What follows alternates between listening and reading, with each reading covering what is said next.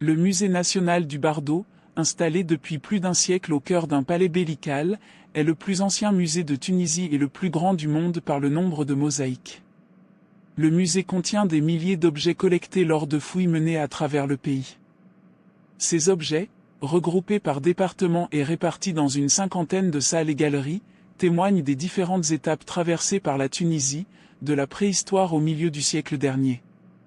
Ce sont, dans l'ordre chronologique, la préhistoire, la période punique libyenne, les périodes romaines et paléochrétiennes, avec les séquences vandales et byzantines, enfin, la période islamique qui s'étend jusqu'à l'époque contemporaine.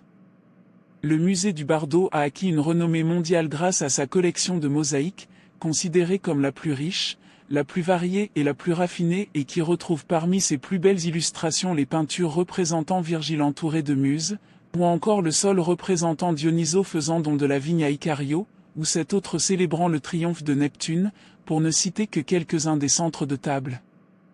Mais ce n'est pas la seule richesse du musée. Parmi les pièces majeures du Bardo, il faut citer l'Hermaillon, hôtel de l'époque moustérienne, moins 40 000 ans, considéré comme l'une des toutes premières formes d'expression spirituelle de l'humanité. Un amas conique de 75 cm de haut et 1,50 m de large est constitué de plus de 4000 silex, ossements et billes de calcaire. De l'époque punique, il faut signaler la superbe armure en or massif d'un guerrier campanien, les bijoux, la stèle du prêtre portant un enfant au sacrifice, sans oublier les nombreux objets de mobilier funéraire raffinés provenant de divers pays méditerranéens et qui constituent les collections grecques et égyptiennes du musée. La collection grecque s'est providentiellement enrichie du fruit de fouilles, menées dans les années 1940 au large de la ville de Mahdia, dans l'épave d'un bateau coulé par la tempête vers le 1er siècle et qui a transporté le mobilier et les éléments d'architecture d'une demeure patricienne de l'époque hellénistique. Parmi les chefs-d'œuvre rapportés des fonds, un superbe agone en bronze, haut de 1,20 m.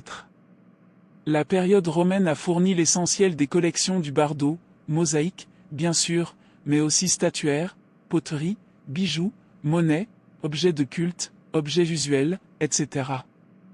Le département islamique contient, dans un décor arabo-islamique, des objets d'époques diverses, des manuscrits, des bijoux, des pierres et du bois sculpté, des objets usuels du terroir. Autour d'un élégant patio, 2 petites salles contiennent des objets ayant appartenu à la famille régnante, et une 3e salle contient des objets de culte juif.